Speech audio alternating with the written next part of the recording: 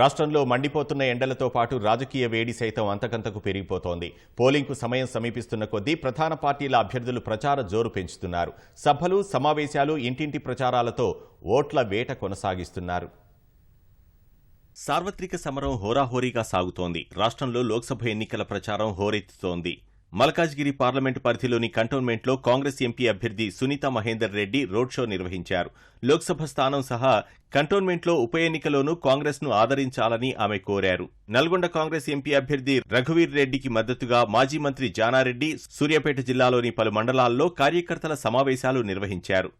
భువనగిరి కాంగ్రెస్ అభ్యర్థి చామల కిరణ్ కుమార్ రెడ్డిని భారీ మెజార్టీతో గెలిపించాలని వలిగొండలో కార్యకర్తల సమావేశంలో మునుగోడు ఎమ్మెల్యే కోమటిరెడ్డి రాజగోపాల్ రెడ్డి కోరారు.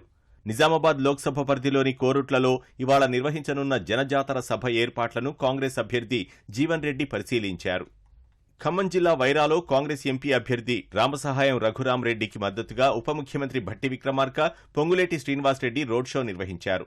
10 ఏళ్ల పాటు ఎలాంటి అభివృద్ధి చేయని భాజపా భారసాలను నమ్మి మోసపోవద్దని ప్రజలకు విజ్ఞప్తి చేశారు. 10 ఏళ్లు పాలన చేసి డబుల్ బెడ్రూమ్ ఇల్లు ఇస్తా అని చెప్పినటువంటి బీఆర్ఎస్ పార్టీ కనీసం ఒక గజం స్థలం ఇవ్వలేదు, ఒక ఇల్లు శాంక్షన్ చేయలేదు. అటువంటి పెద్ద మనుషులు మళ్ళీ వైరా మీద నుంచి పోతూ మాకు ఓటేయండి అని అడుగుతున్నారు. అటువంటి పార్టీని దరిదాపులు కూడా రానియొద్దని చెప్తూ వారితో పాటు భారతీయ జనతా పార్టీ ఈరోజు దేశాన్ని అమ్మకాన్ని పెట్టారు. అనాదిగా ఈ దేశాన్ని స్వాతంత్రం తీసుకొచ్చి ఈ దేశంలో ప్రభుత్వ రంగ సంస్థలు స్థాపించి సంస్థల్ని, వ్యవస్థల్ని, ఆస్తుల్ని కూడగట్టి కాంగ్రెస్ పార్టీ దేశానికి అప్పచెప్తే వాటన్నిటిని అమ్మకానికి పెట్టేసి ఈ రోజు మేము అమ్ముతాం బలాదూరుగా, మాకు మరొక్కసారి ఓటేయండి అని చెప్పి బయలుదేరి నరేంద్ర మోడీకి కూడా బుద్ధి చెప్పాల్సినటువంటి అవసరం.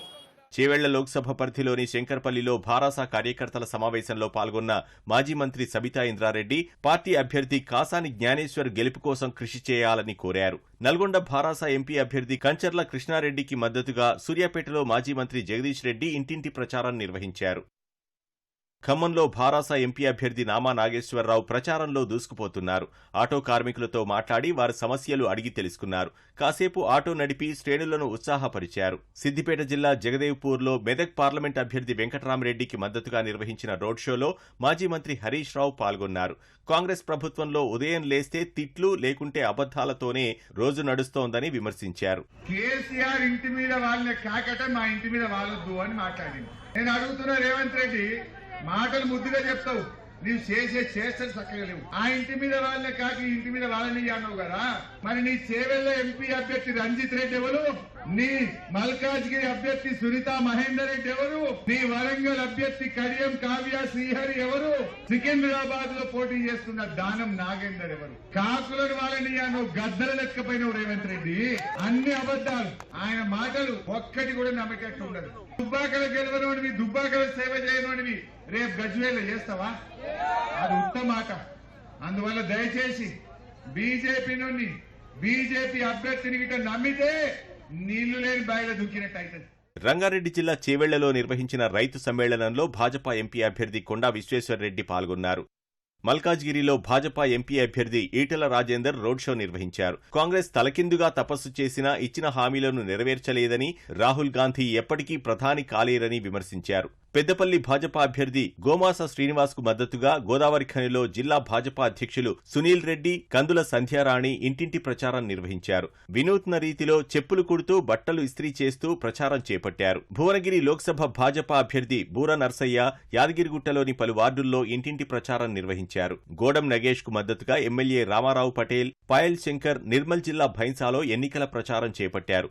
ఉపాధి హామీ కూలీల వద్దకు వెళ్లి వారి సమస్యలు అడిగి తెలుసుకున్నారు. కేంద్రంలో భాజపా ప్రభుత్వం ఏర్పడిన తర్వాతే ఎస్సీ, ఎస్టీ, బీసీల సంక్షేమం జరుగుతోందని ఎమ్మెల్యే పాయల్ శంకర్ అన్నారు.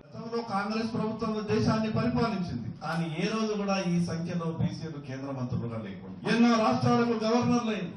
ఈ దేశంలో భారతీయ జనతా పార్టీ అధికారంలో ఉన్నటువంటి ఎన్నో రాష్ట్రాలలో బీసీ ముఖ్యమంత్రులు ఉన్నారు. ఇది కేవలం ఒక భారతీయ జనతా పార్టీతోనే సాధ్యమైంది.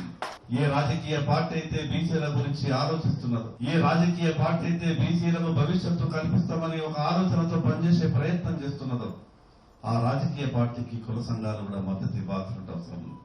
హైదరాబాద్ పార్లమెంటు పరిధిలో ఎంఐఎం అధినేత అసదుద్దీన్ ఓవైసీ ఎన్నికల ప్రచారం నిర్వహించారు. యాకుత్పుర, సంతోష్ నగర్ డివిజన్లో పెద్ద ఎత్తున ఎంఐఎం కార్యకర్తలు ప్రచారంలో పాల్గొని పతంగి గుర్తుకు ఓటు వేయాలని అభ్యర్థించారు.